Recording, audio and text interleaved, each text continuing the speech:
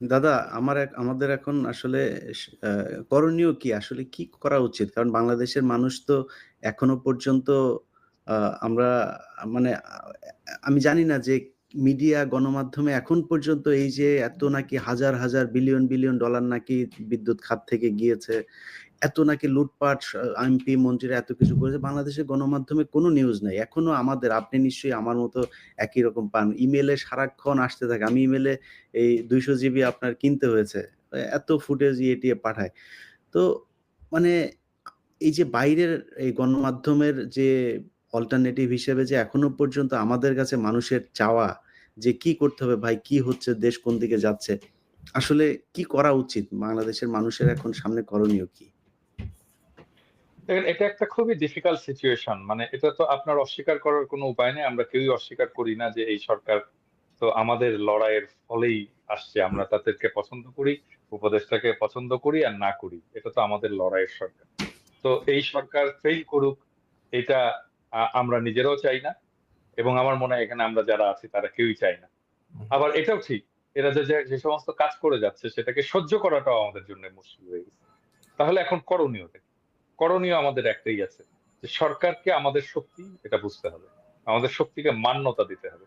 এবং এটা যদি মান্যতা না দেয় সরকার, তাহলে এই সরকারের সাথে হেড অন কলিশন এ যেতে হবে আমাদের। মান্যতা এখন কিভাবে দেবে? আমরা তো এর আগে অনেকবার আমি বললাম না যে আমরা এর আগে অনেক ভুল ধরায় দিছি। অনেক সময় ক্ষমা চাইতে বলছি। কোথাও কখনো তারা ক্ষমা চায়নি, ভুল স্বীকার করেনি। হ্যাঁ? আজকে শুনলাম যে ওই আহত ছাত্রদের ওইখানে যেয়ে নাকি শুধু ক্ষমা চাইছে যে এটা আমাদের ভুল হয়ে গেছে।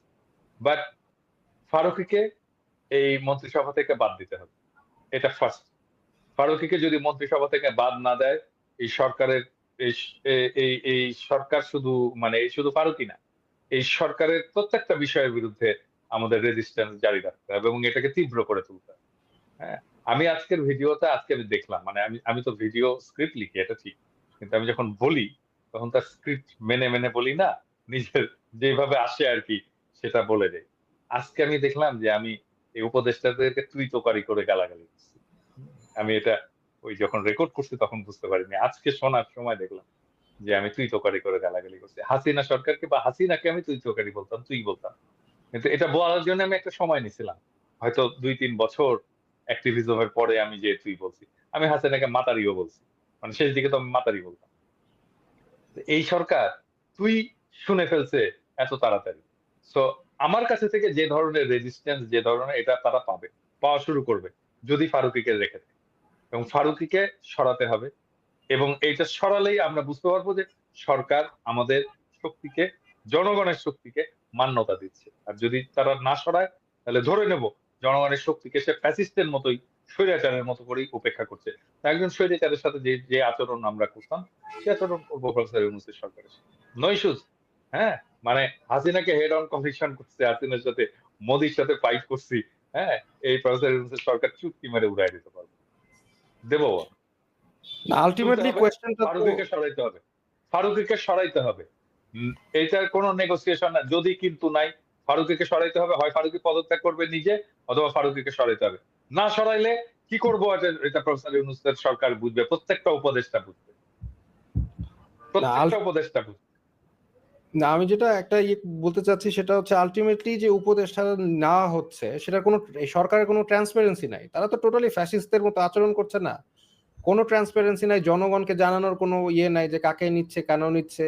একটা কিছু উপদেষ্টা হতে পারে, তাদের নাম যেতে পারে, তারা নামটা জনগণের কাছে প্রেজেন্ট করতে পারে যে দেখেন আপনারা কাকে নিতে চান বা পছন্দ করেন। কিন্তু ফ্যাসিবাদের কাজ। আপনি কি মানে হিটলার স্টাইলে দিচ্ছেন আমাকে যে আমরা এটা তোমাদের জন্য নির্ধারণ করে দিচ্ছি? হু আর ইউ? আপনি আমাকে আচ্ছা অপশন আসিফ, দিবেন, আমি সিলেক্ট করব। আমি বলি। মানে এই মা ক্যাবিনেট অথবা প্রফেসর ইউনূসের অফিস যদি বাংলাদেশের ২ থেকে ৩০০ জন লোকের মতামত নেয় একটা পজিশন নিয়ে। তাহলে তো কভার হয়ে যায় বাংলাদেশের সমস্ত প্রতিনিধিত্বশীল মতামত। ঠিক কিনা বলেন? হুম। ২ থেকে ৩০০ জন লোক। আরো কম আমার মনে হয়। মতামত না। আচ্ছা বলেন তো এটা আপনার সাজেশন কি? এটা করলে কেমন হয়? আমরা একজন ব্যবসায়ী উনিই বলতেন।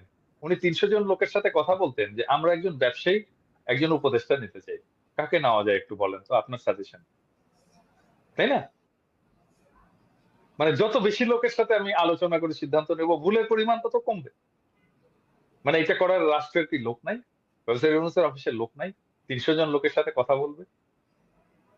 না, এটা বিষয়টা হচ্ছে ওই যে ওনারা তো আসলে এক্সপেরিয়েন্স হচ্ছে এনজিও চালিয়ে। তো এনজিও তে তো তারা এত কিছু বলার দরকার নাই, মানুষের সাথে এত ডিসকাশন করার দরকার নাই। তো মানুষের নেতৃত্ব দেওয়া আর এনজিও নেতৃত্ব দেওয়া তো ডিফারেন্সটা আছে।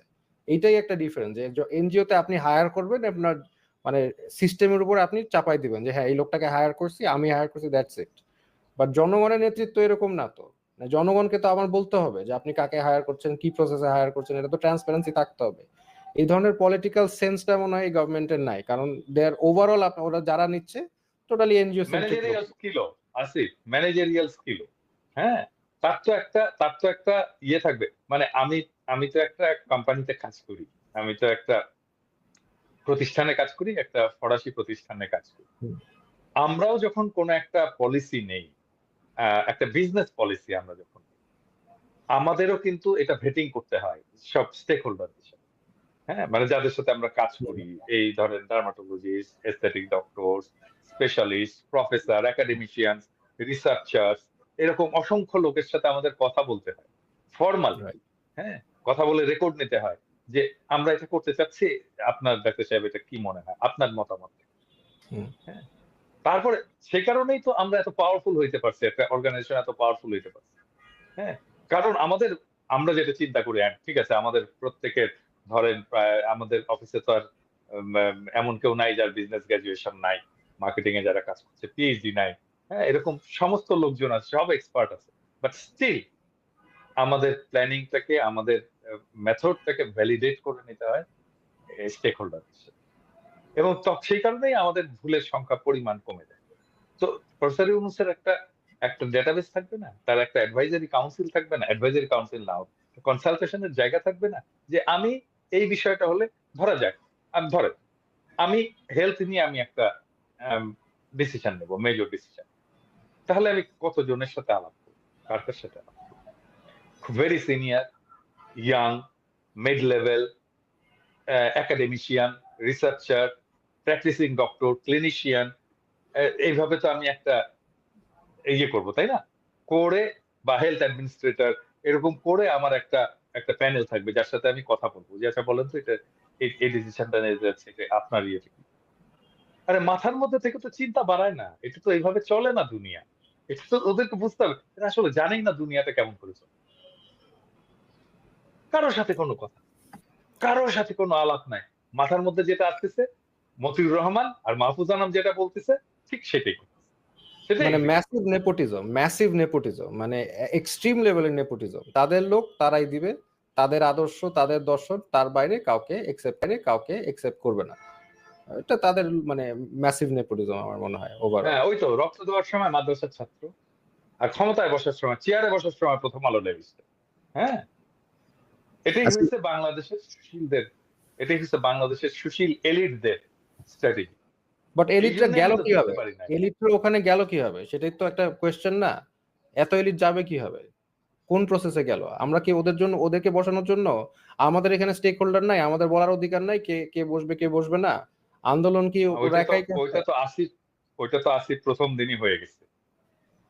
আর্মি চিফ ডাকছে সবাইকে, আর ড্যাং ড্যাং করতে করতে চলে গেল। আরে তুমি বিপ্লব করছো, আর্মি চিফ ডাকার কে? তুমি আর্মি চিফকে বলবো আমাদের এখানে আসেন, ইউনিভার্সিটিতে আসেন, ঢাকা ইউনিভার্সিটিতে আসেন, হ্যাঁ, হোটেল শেরাটনে আসেন, দরকার নয়তো ঢাকা ক্লাবে আসেন, এখানে আলাপ করি। আর্মি চিফ ক্যান্টনমেন্টে রাখতেছে, বাস পাঠাই দিছে, বাসে ড্যাং ড্যাং করতে করতে মির্জা ফখরুল যাচ্ছে, জামাতের আমির যাচ্ছে, তা জোনায়েদ সাকি যাচ্ছে, আসিফ নজরুল যাচ্ছে, তারপরে ইভেন আমাদের মামুনুল হক যাচ্ছে, সবাই ড্যাং ড্যাং করতে করতে চলে গেল। কেন? মানে এইটুকু পলিটিক্যাল সেন্স নাই আমি ওখানে যাব না? আরে ভাই শোনেন, আমি আমার সাথে অনেকে দেখা করতে আসে, হ্যাঁ, তো আমি তখন এটা বলে দিই, এটা ট্রিক্স আর কি, এটা বলে দিই। তো আমার সাথে দেখা করতে আসে, বলে আসেন কফি খাবো আপনার সাথে, আমি বললাম না, আমার বাসায় আসে। হ্যাঁ, তো আমার সাথে যদি দেখা করতে আসেন, আমি যদি ওইখানে ফ্যাক্টর হই, তাহলে আমার বাসায় আসতে হবে। হ্যাঁ, তো তাহলে বিপ্লব যদি আমি করে থাকি, তাহলে আমার কাছে আপনাকে আসতে হবে, আমি আপনার ওইখানে যাব না। আচ্ছা, প্রথমেই তো আমি হাত স্বীকার করে নিলাম। আমি তো এক্সাক্টলি। প্রথমেই আপনার সুপিরিয়রিটি, আপনার হায়ার পজিশন আমি স্বীকার করে নিলাম। সেইজন্যই আমি তো গেলাম আপনার ওইখানে। যখন ইয়ে হলো, ওই যে ৭ই নভেম্বরের বিপ্লব হলো, তাহের যে যখন ইয়ে করলো, জিয়াউর রহমানকে বের করে আনলো। জিয়াউর রহমানকে এম তাহেরের সে কাছে যান। ইয়েতে নিয়ে আসতে চাচ্ছিল। হুম। যে শহীদ মিনারে নিয়ে আসতে রোডে, চাচ্ছিল। হ্যাঁ। হ্যাঁ? এবং জিয়াউর রহমানকে আসতে দেয়নি। এবং জিয়াউর রহমানকে যে আসতে দেয়নি, সে কারণেই জিয়াউর রহমান প্রেসিডেন্ট হইছে। জিয়াউর রহমান যদি শহীদ মিনারে আসতেন, তাহলে তাহের প্রেসিডেন্ট হতো। হুম। হ্যাঁ? কর্নেল তাহের প্রেসিডেন্ট হতো। মানে তাহলে নিয়ন্ত্রণটা তাহেরের হাতে চলে যেত। ওইখানে যে যাওয়া যায় না, এইটা মির্জা ফখরুলের মতো লিডার, এতগুলো। তারপরে ধরেন জামাতের আমির ডাক্তার শফিকের মতো লিডার, তারপরে জোনায়েদ সাকির মতো লিডার। এরা বুঝতে পারলো না যে এখানে আমার কি করা দরকার। না, এইটুকু তাদের মাথার এই মধ্যে ছিল আসিফ না। ভাই, আপনারা তখন কোথায় ছিলেন? মানে আপনাদের প্রতিনিধি আরো বাড়ানো গেল না কেন? না দেখেন, আমি তো ওই টাইমে জেলে ছিলাম। ও তো ছিলাম, জেলে তখন ছিল। আমি জেল থেকে ও তো বের পরে হতে জানে। পারিনি। ও তো জানেই না। আচ্ছা, আচ্ছা, মানে আচ্ছা। না, আমি এখন বেসিক্যালি আমি তো এক্সপেক্ট করি নাই যে এইভাবে হুটহাট করে এরকম গভর্নমেন্ট ফর্ম করে ফেলবে। হুম। তাই না? এবং গভর্নমেন্ট ফর্ম করছে ভালো কথা, এবং অনেককে ডাকা হয়েছে ওখানে। সেখানে কিন্তু আমাকে গভর্নমেন্ট ফর্ম করছে ভালো কথা, আমাকে কিন্তু ডাকাও হয় নাই। মানে অ্যাজ ইফ এখানে আমার কোনো রোল নাই। হুম। ডাকা হয় নাই এবং একটা ফোন করা পর্যন্ত করে নাই। এরপরেও মানে হ্যান্ড এটা ডিস্টেবলাইজ করে। এরপরেও একটা যদি ফোন করতো, হ্যাঁ একটু কথা আচ্ছা বলি, আসেন আসিফ, চা খান। আসিফ, আসিফ মানে আমি মানে ধরেন ওইখানে তো বাংলাদেশের বিষয়টা আছে। আমরা যারা বাইরে কাজ করছি, আমরা তো কিছু ফিগার ছিলাম, তাই না? মানে আমাদের সাথে কথা বলতে পারতো না। ইলিয়াসের সাথে কথা বলতে পারতো না, কনকের সাথে কথা বলতে পারতো না, আমার সাথে কথা বলতে পারতো না। কোন মানে আমাদের কোনো রোল ছিল না। মানে এটা ঠিক আমরা দূর থেকে করছি। কিন্তু তাই বলে আমাদের কোনো রোল ছিল না। আমরা পার্ট না। আমরা তো বিপ্লবের অংশীদার। হ্যাঁ? মানে মানে ধরেন সব বিপ্লব-টিপ্লব সব হইছে। এই চিত্রপটে পিনাকি নাই, কনক সরোয়ার নাই, ইলিয়াস নাই। ডু ইউ থিংক এটা খুব সহজ হতো? না, আমরা এটা তো বিকল্প মিডিয়া ছিলাম। এটা বাংলাদেশের মানুষ আমরাই তো অলরেডি জানে। বিকল্প বাংলাদেশের মানুষ আমরাই তো অলরেডি বিকল্প জানে। মিডিয়া ছিলাম। এবং আমাদের সাথে কেউ কোনো কথা বলল না। কেউ কিচ্ছু বলল না। একটা ফোন করারও কোনো অ্যা ক ও প্রয়োজন বোধ করল না। যাই হোক, প্রিয় প্রধান উপদেষ্টা, আপনি নিশ্চয়ই এই আলোচনা যদি আপনার প্রেস সচিব অবশ্যই এটা শোনাবে না। প্রেস সচিব মতিউর রহমান আর মাহফুজ আনাম কি বলেন সেটা নিয়ে হয়তো আলোচনা করবে আপনার সাথে। বাট কেউ যদি পারেন উনাকে জানায়েন যে বাংলাদেশের মানুষ কি চায় সেটা একটু বুঝা। আমরা বাইরে যারা ছিলাম, ভিতরে যারা আন্দোলন করেছে তারা আসলে জীবনের ঝুঁকি নিয়েই সেদিন গণভবনের যে ভাঙচুর হয়েছে সেটা নিয়েও অনেকে অনেক সমালোচনা করেছেন। সংসদ ভবনে কি হয়েছে সেটা নিয়েও অনেকে সমালোচনা করেছেন। সংসদ ভবনে আসলে কেউ ওই সিটে ২ মিনিটের জন্য বসতে যায় নাই। শেখ হাসিনা গরুর মাংস আর মুরগির মাংস রান্না করে গেছে, ওইটার জন্য কেউ যায় নাই। তারা গুলি খাওয়ার জন্য গিয়েছিল ঐদিন। ওইদিন পরিস্থিতি অন্যরকমও হতে পারত। সেটা হয় নাই। আল্লাহ বাঁচিয়েছেন এই দেশের মানুষকে। তো সেই মানুষগুলোর মূল্যায়ন করা দরকার নেই। আপনারা দেশ চালান। কিন্তু কিছু কাজ করা খুবই জরুরি। সেটা হচ্ছে, যেমন আমাদের আলোচনায় আজকে ওই বিষয়গুলো আনে নাই। আমি এগুলো একটু শেষ করি। সেটা হচ্ছে আ বিডিআর হত্যাকাণ্ডে যে অফিসারদেরকে মারা হয়েছে সেটার বিচার খুব দ্রুত করতে হবে। তারপরে এই আহত নিহত তাদের পরিবারগুলোকে দেখতে হবে। প্রবাসীরা ওই ভিআইপি লাউঞ্জ করে তারপরে তাদের পানি খাইতে হবে আর ৳১৫ দিয়ে কফি খাবে, এটার জন্য প্রবাসীদের আসবেও না, যাবে না। তাদের সৌদি আরবে যাইতে ৳৫,০০,০০০ লাগে, সেটা কেমনে ৳১,০০,০০০ লাগে? সিন্ডিকেট ভাঙতে হবে, পাসপোর্ট সহজলভ্য করতে হবে, তাদের ঋণের ব্যবস্থা করতে হবে, তাদের পরিবারগুলো কোনো বিপদে পড়লে থানায় আলাদা একটা ডেস্ক করতে হবে, যে ডেস্ক থেকে থানার পুলিশ শুধুমাত্র প্রবাসীদের পরিবারকে নিরাপত্তা দিবে এটার জন্য। এরকম অনেকগুলো কাজ করা যায়। এই ইয়ে এটা দাদা আপনার। আরেকটা বলে নেই, জি। মানে প্রবাসীরা মারা গেলে তাদের মৃতদেহ নিকট চায় বাংলাদেশে ফেরত নিতে হবে। হুম। এবং হ্যাঁ, নিতে হবে এবং তাদের ওই পরিবারগুলোকে আমি আমি মনে করি যে একটা বড় অঙ্কের একটা মানে প্রণোদনা দেওয়া উচিত। একটা মানুষ মারা যাওয়ার পর ওই পরিবারটা আসলে সারা জীবনের জন্য পঙ্গু হয়ে যায়। এখনো পর্যন্ত আ আন্দোলনে যারা আহত নিহত হয়েছে তাদের বাইরেও তো বাংলাদেশের চিকিৎসা খাত খুবই খারাপ একটা অবস্থায় ছিল। সেই চিকিৎসা খাতের আসলে এই একটা সরকার এসছে, নতুন কোনো কিছুই আমরা এখনো দেখি নাই। তো এইসব জায়গাগুলো নিয়ে আমার মনে হয় মানুষের আস্তে, আস্তে ক্ষোভ বাড়ছে। সেই ক্ষোভটা যে শুধু পিনাকি ভট্টাচার্য কিংবা ইলিয়াস হোসেন, কনক সারোয়াররা করবে বা বাইরে যারাই কথা বলছেন আরো অনেকেই আছেন।